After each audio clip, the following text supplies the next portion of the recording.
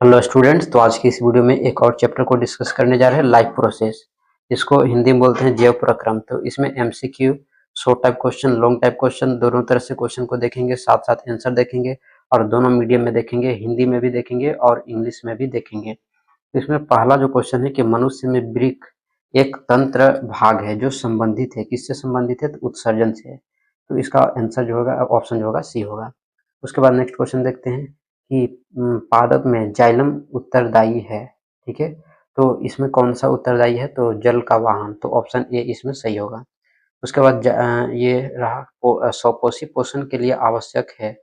अब ये इनके हैं चार ऑप्शन। सही ऑप्शन जो होगा कार्बन डाइऑक्साइड भी चाहिए, न जल चाहिए, क्लोरोफिल, सूर्य का प्रकाश। इस प्रोसेस को फोटोसिंथेसिस बोलते हैं जब ये बनाता है। तो ठीक है, तो फोटोसिंथेसिस में जो है कार्बन डाइऑक्साइड जल से रिएक्शन करता है in the presence of chlorophyll and sunlight. तो वो प्रोसेस जो होता है सनलाइट कहलाता है। स्वपोषी पोषण वैसे जो होते हैं जो अपना भोजन खुद बनाते हैं। ठीक है, तो इसके लिए जो तत्व है ये सभी है। ठीक है, ऑप्शन में नेक्स्ट जो है क्वेश्चन उसको देख लेते हैं कि पाइरुवेट के विखंडन से यह कार्बन डाइऑक्साइड, जल तथा ऊर्जा देता है और यह क्रिया कहाँ होती है? तो ये माइटोकॉन्ड्रिया में होती है। ठीक है, अब इसी को जो है मैं इंग्लिश में दिखा रहा हूँ। ठीक है, क्वेश्चन ये रहा इंग्लिश में, माइटोकॉन्ड्रिया इसका आंसर होगा। उसके बाद नेक्स्ट जो क्वेश्चन है कि क्षुधांत्र में प्रोटीन का पाचन किस एंजाइम द्वारा होता है? तो होता है ट्रिप्सिन। उसके बाद नेक्स्ट जो क्वेश्चन है उसको देख लेते हैं कि श्वसन की प्रक्रिया के दौरान प्रथम चरण में ग्लूकोज कोशिका द्रव्य में 3 कार्बन अणु में विखंडित होता है, उस अणु का नाम लिखें। तो इसका आंसर होगा पायरुवेट। ठीक है, उसके बाद जो है नेक्स्ट क्वेश्चन देखते हैं कि मनुष्य का हृदय कितने कोष्ठ में बटा होता है? तो 4 में होता है। ठीक है, उसके बाद नेक्स्ट क्वेश्चन है कि पादप में फ्लोएम उत्तरदायी है।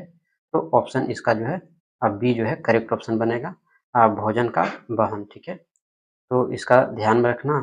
तो यहाँ इसका है ना ट्रांसपोर्ट ऑफ फूड, वहन मतलब यहाँ पर फ्लो। ठीक है, फ्लो होना, ट्रांसपोर्ट होना, तो इसको ध्यान में रखना। उसके बाद नेक्स्ट क्वेश्चन आगे चलते हैं, क्वेश्चन नंबर 9 देखते हैं कि मानव रक्त में उपस्थित यूरिया की सामान्य मात्रा होती है। तो 20 mg। ठीक है, उसके बाद नेक्स्ट क्वेश्चन है कि मैग्नीशियम पाया जाता है। ठीक है, तो क्लोरोफिल में। तो क्लोरोफिल में मैग्नीशियम पाया जाता है। उसके बाद नेक्स्ट है कि प्रकाश संश्लेषण द्वारा किसकी प्राप्ति होती है? तो इसका जो आंसर होगा वो ग्लूकोज होगा। उसके बाद नेक्स्ट क्वेश्चन देखिए कि मत्स्य का मुख्य श्वसन अंग है, वो है गिल्स। क्या है? गिल्स है। उसके बाद नेक्स्ट क्वेश्चन है कि रेजिन एवं गोंद कहाँ संचित रहता है? तो पुराने जाइलम में होता है। उसके बाद जो है नेक्स्ट क्वेश्चन देखते हैं कि निम्नलिखित में कौन उत्सर्जी अंग है? तो ये ब्रिक है। ठीक है, क्या है? ब्रिक है। उसके बाद नेक्स्ट जो है उसको देख लेते हैं कि ये इंग्लिश में रहा। अब जो है वेरी शॉर्ट टाइप का क्वेश्चन जो है देख लेते हैं। तो क्वेश्चन है कि प्रकाश संश्लेषण की प्रक्रिया में सूर्य प्रकाश एवं क्लोरोफिल की उपस्थिति में कार्बन डाइऑक्साइड एवं जल की अभिक्रिया के पश्चात किस पदार्थ का निर्माण होता है? तो ग्लूकोज, ऑक्सीजन और जल। इसको ध्यान में रखना। उसके बाद जो है विच सबस्टांस, ये इंग्लिश में है। तो नेक्स्ट क्वेश्चन देखते हैं पाचन के दौरान आमाशय के माध्यम को अम्लीय बनाने का काम कौन करता है? तो हाइड्रोक्लोरिक अम्ल करता है। उसके बाद पचे हुए भोजन को अवशोषित करने के लिए क्षुधांत्र को कैसे अभिकल्पित किया गया है? तो क्षुधांत्र के आंतरिक स्तर पर अनेक अंगुली जैसे प्रवर्धक होते हैं जो अवशोषण का सतही क्षेत्रफल बढ़ा देते हैं। उसके बाद नेक्स्ट क्वेश्चन है कि हमारे शरीर में वसा का पाचन कैसे होता है? यह प्रक्रम कहाँ होता है? तो वसा का पाचन अग्नाशय द्वारा स्रावित लाइपेज एंजाइम से होता है। यह प्रक्रम क्षुधांत्र में होता है। नेक्स्ट जो है उसको देख लेते हैं कि ऑक्सीजन युक्त रक्त का प्रवाह किस रक्त नालिका में होता है? तो आंसर होगा धमनी। क्या होगा? धमनी। उसके बाद नेक्स्ट जो है कि प्रकाश संश्लेषण की प्रक्रिया में क्लोरोफिल का क्या कार्य है? तो क्लोरोफिल प्रकाश ऊर्जा को अवशोषित करता है। अब उसके बाद नेक्स्ट है कि घास खाने वाले शाकाहारी जंतुओं को लंबी क्षुधांत्र की आवश्यकता क्यों होती है? तो घास खाने वाले शाकाहारी जंतुओं को सेलुलोज के पाचन के लिए लंबी क्षुधांत्र की आवश्यकता होती है। अब इसका आंसर जो है इंग्लिश में है, तो इंग्लिश देख लेंगे। उसके बाद जो नेक्स्ट क्वेश्चन है कि कोशिकीय श्वसन द्वारा मोचित ऊर्जा का क्या उपयोग है? तो कोशिकीय श्वसन द्वारा मोचित ऊर्जा तत्काल ही एटीपी नामक अणु के संश्लेषण में प्रयुक्त हो जाती है ना, जो कोशिका के अन्य क्रियाओं के लिए ईंधन की तरह प्रयुक्त होता है। उसके बाद यहाँ पर एक क्वेश्चन जो है इंग्लिश में है। अब जो है वेरी शॉर्ट हमने देख लिया। अब शॉर्ट टाइप क्वेश्चन जो है देखते हैं कि भोजन के पाचन में लार की क्या भूमिका होती है। तो जब हम भोजन का अंतर्ग्रहण करते हैं तो लार में मौजूद एमिलेस एंजाइम उसमें मिक्स हो जाता है और कुछ कार्बोहाइड्रेट का पाचन मुंह से ही प्रारंभ होना शुरू हो जाता है ना। तो बात समझ में आया। और उसमें मिक्स हो जाता है, मिक्स होने के बाद जो है भोजन को मुलायम बना देता है, स्मूथी बना देता है, जिसके कारण उसको निगलने में भी मदद होता है। ठीक है, तो ये रीजन भी आप लिख सकते हैं। उसके बाद नेक्स्ट जो है कि स्वपोषी पोषण के लिए आवश्यक परिस्थितियां कौन से हैं, इसके उत्पाद क्या हैं। तो स्वपोषी पोषण के लिए आवश्यक परिस्थितियां निम्नलिखित है। सूर्य प्रकाश की उपस्थिति, क्लोरोफिल की उपस्थिति, कार्बन डाइऑक्साइड की उपस्थिति, जल की उपस्थिति। स्वपोषी पोषण के उत्पाद हैं ग्लूकोज, ऑक्सीजन और जल। ठीक है, तो ये है। उसके बाद यहाँ पर है कि what are the necessary condition for autotrophic nutrition and what are its product. उसके बाद नेक्स्ट क्वेश्चन है कि वायवीय तथा अवायवीय श्वसन में क्या अंतर है, उदाहरण द्वारा स्पष्ट करें। तो जब श्वसन की प्रक्रिया ऑक्सीजन की उपस्थिति में होती है तो उसे वायवीय श्वसन कहते हैं। जैसे मनुष्य में वायवीय श्वसन की प्रक्रिया होती है। तो जब श्वसन की प्रक्रिया ऑक्सीजन की अनुपस्थिति में होती है तो उसे अवायवीय श्वसन कहते हैं। ईस्ट में अवायवीय श्वसन की प्रक्रिया जो है पाई जाती है। अब यही क्वेश्चन जो है इंग्लिश में है। ठीक है, तो इंग्लिश में देखेंगे।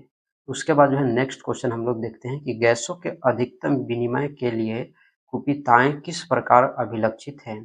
तब फुफ्फुस के अंदर मार्ग छोटी और छोटी नलिकाओं में विभाजित हो जाता है, जो अंत में गुब्बारे जैसे रचना में अंतर्कृत हो जाता है, जिसे कुपिका कहते हैं।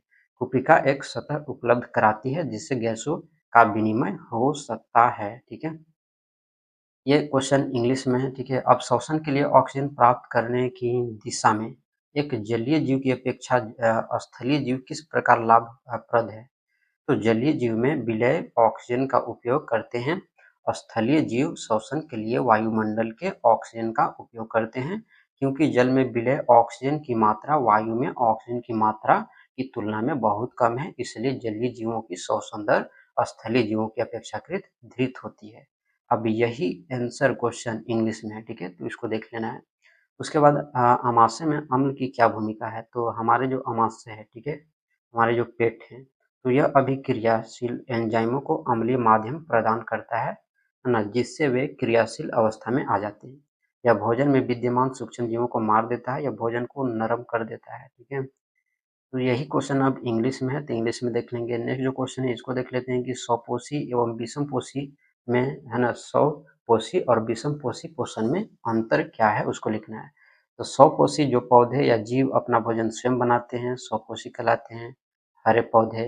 विषमपोषी वे जीव जो अपने भोजन के लिए पूर्ण या आंशिक रूप से किसी दूसरे जीव पर आश्रित रहते हैं, विषम पोषों का परपोषी कहलाते हैं। ठीक है, बात समझ में आ गया। तो ये नेक्स्ट है, ये इसका क्वेश्चन जो है ये रहा इसमें इंग्लिश में। ठीक है, तो देख लेना। उसके बाद जो है लॉन्ग टाइप क्वेश्चन, मनुष्य में दोहरा संचरण की व्याख्या कीजिए, यह क्यों आवश्यक है। ठीक है, तो यहाँ पर किया हुआ है, स्टॉप करके वीडियो को लिख लेना है। ठीक है, तो इंग्लिश में भी है। हिंदी में मानव उत्सर्जन की तंत्र की चित्र सहित व्याख्या करना है। तो यहाँ पर इसका हो गया। ठीक है, अब ये आंसर है हिंदी में और इंग्लिश में मैं इसका आंसर दिखाता हूँ ना। इंग्लिश में रहा और इसका जो है ये रहा इसका चित्र। ठीक है, इस चित्र को जो है बना लेना है। ठीक है, इस चित्र को क्या करना है, बनाना है। उसके बाद नेक्स्ट क्वेश्चन है कि मनुष्य में पोषण के विभिन्न चरणों की व्याख्या करना है। तो अंतर्ग्रहण होता है, पाचन होता है ना, अवशोषण होता है, स्वांगीकरण होता है और बहिष्करण होता है।